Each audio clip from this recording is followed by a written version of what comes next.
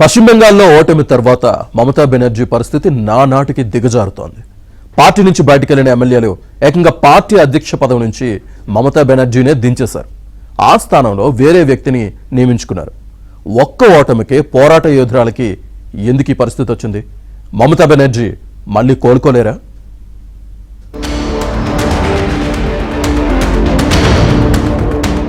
తృణమూల్ కాంగ్రెస్ లో అంతర్గత సంక్షోభం మరింతగా ముదిరింది. మమతా బెనర్జీని టీఎంసీ పార్టీ అధ్యక్షురాలి పదవి నుంచి తొలగిస్తున్నట్లు రెబల్ ఎమ్మెల్యేల వర్గం ప్రకటించింది.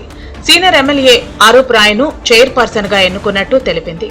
తృణమూల్ కాంగ్రెస్ ను 1998లో మమతనే స్థాపించారు. అయితే ఇటీవల ఎమ్మెల్యేల తిరుగుబాటు నేపథ్యంలో తమదే నిజమైన తృణమూల్ కాంగ్రెస్ అని రెబల్స్ నేత రితబ్రత బెనర్జీ ఆధ్వర్యంలోని తిరుగుబాటుదారులు ప్రకటించుకున్నారు. పార్టీ జాతీయ ప్రధాన కార్యదర్శి పదవి నుంచి మమత మేనల్లుడు ఎంపీ అభిషేక్ బెనర్జీని సస్పెండ్ చేస్తున్నట్లు తెలిపారు. సమాంతర పార్టీ కార్యవర్గాన్ని ప్రకటించారు.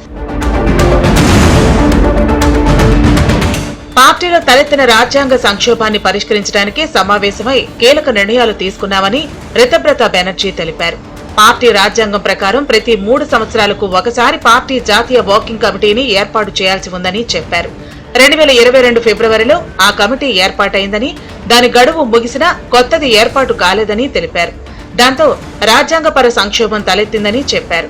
పార్టీ రాజ్యాంగం ప్రకారం జాతీయ కార్యవర్గాన్ని ఎన్నుకునేందుకే ఈ సమావేశాన్ని ఏర్పాటు చేయాల్సి వచ్చిందని చెప్పారు. ఆయన ప్రసంగం ముగియగానే హౌరా సెంట్రల్ నియోజకవర్గం ఎమ్మెల్యే అరూప్ రాయ్, రితబ్రత బెనర్జీలతో పాటు మొత్తం 10 మందితో కొత్త జాతీయ వర్కింగ్ కమిటీని ఏర్పాటు చేస్తూ ఆ సమావేశం ఏకగ్రీవంగా తీర్మానించింది. అనంతరం ఈ సభ్యుల సంఖ్యను 30కి పెంచి కమిటీని విస్తరించారు. అరూప్ రాయ్ను చైర్పర్సన్ గా రతిన్ ఘోష్, నబీనా యాస్మిన్లను వైస్ చైర్పర్సన్లుగా రితబ్రత బెనర్జీ, జావేద్ ఖాన్, సాందీపన్లను ప్రధాన కార్యదర్శులుగా ఎన్నుకున్నారు. ఏదైతే టీఎంసీ యొక్క గుండా పాలన, ఆవిడ కట్ మనీ పరిపాలన, 15 ఏళ్ల పాటు ఒక దాష్టికాన్ని, ఒక రాక్షస పాలన నడిపారు. అందుకని మనం మే 4వ తారీఖు నుంచి ప్రజలు ఏ రకంగా ఆ పార్టీ నేతలపై తిరగబడుతున్న తీరు మనలో గతంలో ఎప్పుడు చూడలేదు. అంటే అంత దారుణమైన పరిస్థితులు ఆ యొక్క పాలన 15 ఏళ్ల యొక్క దాష్టిక పరిపాలన అందించారు. అందుకని ఆ పార్టీలో ఉన్నటువంటి ప్రజాప్రతినిధులకు కూడా ఏమాత్రం గౌరవం లేకుండా పోయింది. సో ఆ పార్టీలోనే అంతర్గత ప్రజాస్వామ్యం లేదు. ఆయా పార్టీలు నిర్వహిస్తున్నటువంటి అధినేతలు కూడా ఆ పార్టీని ప్రజాస్వామ్యయుతంగా నడపవలసిన అవసరం ఉంది. గతంలో మనం చూసాం, జగన్మోహన్ రెడ్డి గారు ప్లేనరీ పెట్టుకుని జీవితకాల అధ్యక్షుడిని తీర్మానం చేసుకుంటే ఎన్నికల కమిషన్ ఏ రకంగా చించవతలు పడేసి మనం చూసాం. ఆ రకంగా టీఎంసీ పార్టీ కూడా ప్రజాస్వామ్య విలువలకి తిలోదకాలు ఇచ్చి, అటు ఎన్నికల్లో అంతర్గతంగా కూడా తిలోదకాలు ఇచ్చి ఎటువంటి ఎన్నికలు లేకుండా ఆఫీస్ వరకు పదాధికారులు కూడా వాళ్ళు ఇష్టం చేసుకుంటూ పోతున్నారు. అందుకని ఈ రోజు ఆ యొక్క పార్టీలో ఉన్నటువంటి ఎమ్మెల్యేలు చీలిపోయి, ఇది టీఎంసీ మాదే, ఇది మమతా బెనర్జీని కాదు, మమతా బెనర్జీ అవసరమైతే ఆవిడకి ఇష్టమైతే అడ్వైజరీగా సలహా మండలి సభ్యులుగా వేసుకుంటాము, టీఎంసీకి మమతా బెనర్జీకి సంబంధం లేదు, ఈ రోజు చైర్మన్ కూడా వాళ్ళు ఎన్నుకున్నారు. మొత్తం 80 మంది ఎమ్మెల్యేల్లో 60 మంది తిరుగుబాటు చేశారు. 71 ఏళ్లు దాటిన మమతకు భవిష్యత్తు లేదని వీరంతా నమ్ముతున్నారు.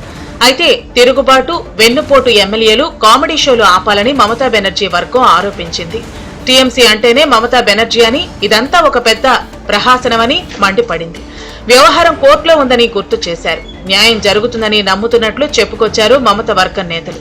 శివసేన తరహాలో తిరుగుబాటుదారులకే పార్టీ గుర్తును కోర్టు కేటాయిస్తే మమతా బెనర్జీ వేరే దారి చూసుకోవాల్సి వస్తుంది. గతంలో సీఎం పదవి నుంచి తప్పుకున్న జ్యోతి బసు, బుద్ధదేవ్ భట్టాచార్య ఫేడౌట్ అయిపోయారు, మళ్లీ రాలేకపోయారు. మమతా బెనర్జీకి సైతం ఇప్పుడు వయసు మీద పడుతోంది.